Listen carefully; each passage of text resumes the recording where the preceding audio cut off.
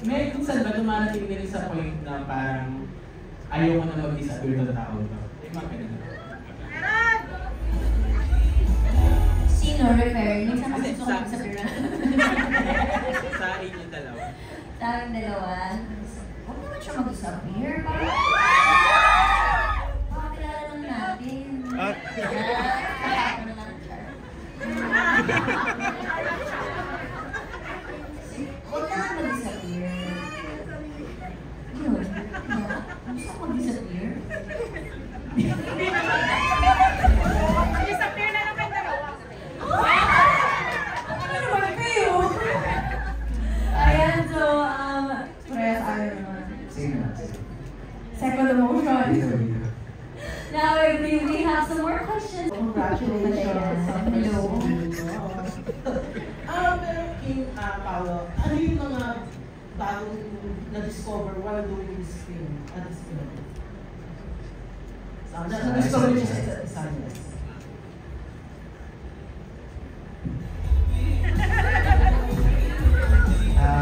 Siguro isang na-discover ko dito sa kay Kim, dito sa habang ginagawa namin ng pelikula, like, marunong pala siya magalit. Marunong siya magalit. Marunong rin pala siya magreklamo. Baka nahawa siya sa akin, pero sana hindi ko naman influensya yun. Uy, grabe naman sa galit. Super, hindi naman. Uy,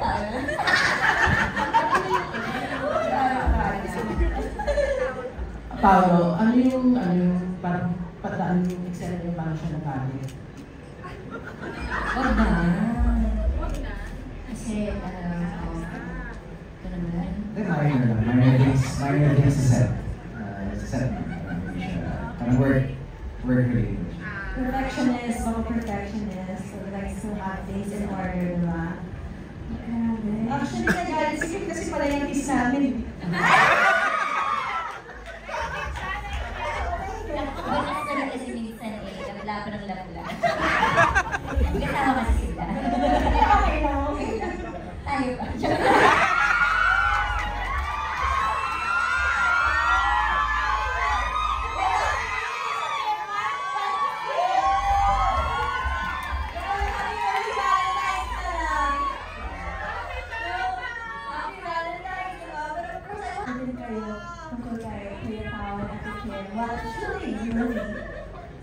Ako, na-discover with Kim and Pao, sobrang professional talaga.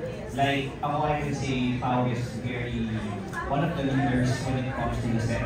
I mean, we respect yung mga directors namin sa directors. Pero kapag nandun kasi si Pao, ako since nakatrabaho ko siya before, alam ko kung kailangan mo na magseryoso kasi we need to do what we need to do. And he's the type of person talaga na would lead you to do better when it comes to every scene. Ganun siya. So makakaawa ka talaga. I mean, all props to Pao. Si Kim naman, when it comes to working, yun yung balance na dalawa kaya feeling ko mas naging enjoyable yung set na. Enjoyable? Tama ba yung word ko? Enjoyable! Kasi perfect balance na eh. Si Kim naman yung magbubuhay sa amin lahat. Like, siya talaga yung pagdating niya ba? Mayor meeting ba ito? Ano siya? She's parang light naman sa amin. So kapag pinagsama mo siya ng dalawa, perfect combination. Pero ako ganun din, kasi magkabalating si Kim mga ganun, ano na?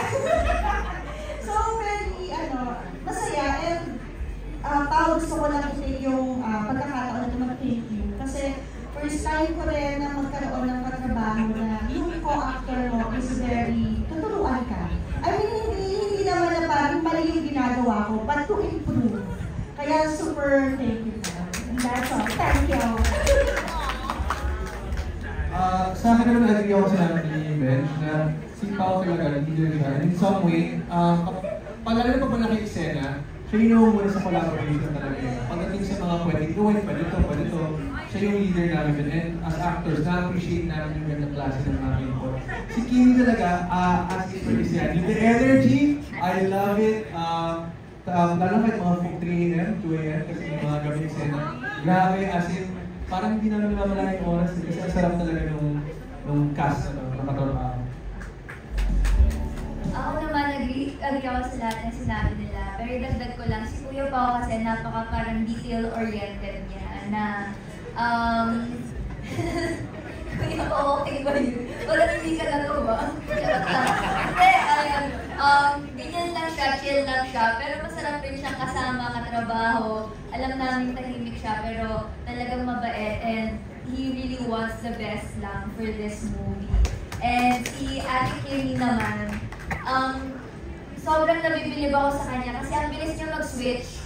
Like, tawa-tawa talaga siya, tapos seryoso na. Tapos sabay iiyak na pala yung Oo, grabe, di ba? Ayan. Parang, oo, so doon ako na mabilib na, wow, ang galing ni ate. Tapos, she's really the light of the cast na parang, super love ko lang talaga si Ate Kimi.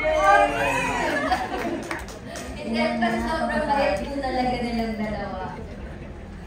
Yan ang nagustuhan ko kay Kim sa pagiging actress niya. Very, hindi ko lang kung saan pupunta yung flexible. Ang galing niya mag-adjust. Yun na lang sinasabi ko,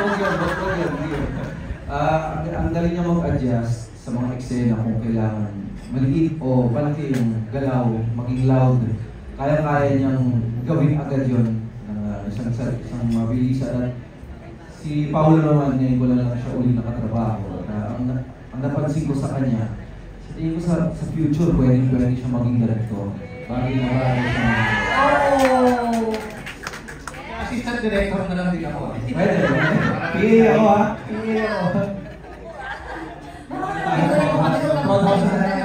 Ako yung nagustuhan ko sa'yo.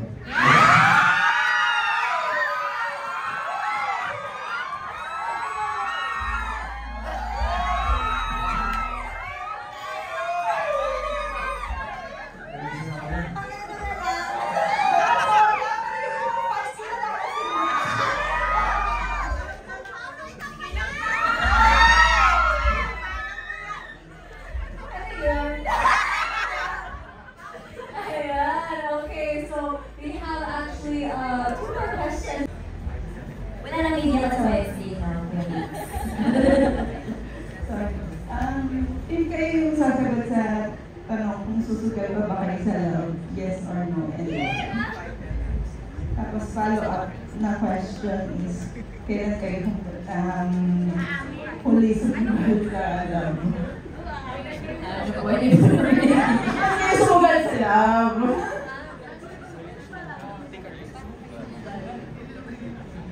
Kasi parang parang ang sugat sa pag-ibig, parang isa yan sa bumubuhay ng diwa na bilang tao. Parang isa rin sa mga nagbibigay sa atin ng rason para minsan mabuhay, minsan diwanag sa buhay. So parang ako palagi ang susulat sa pag-ibig. Ako naman, adventurous ako kaya risky. Para at the end of the day, talaga ako. Yes. Kasi hindi mo naman malalaman ang isang bagay kung hindi mo gusto.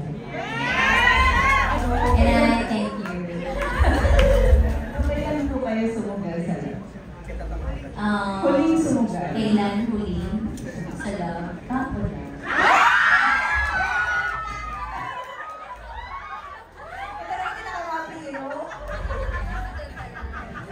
Sugal pa lang.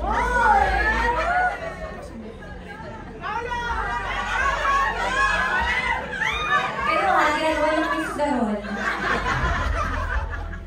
Sa love, sa love. Hindi ako mahilig sumugat. In general, pero parang rin na, sinagot ko na kanina. Hindi ako mahilig sumugat. Ang kailan yung huli, hindi ko na maalala. After yung pandemic, meron na lahat ng maalala ko. Ang importante susugat. Willing pa rin sumugat. Alright! So, in just about, we will finally have the poster reveal for My Love When You Disappear! So, ito naman, we will be live on TV Patrol with everybody is right there. But of course, I'd like to ask the cast if you guys could actually please come down to the magical door.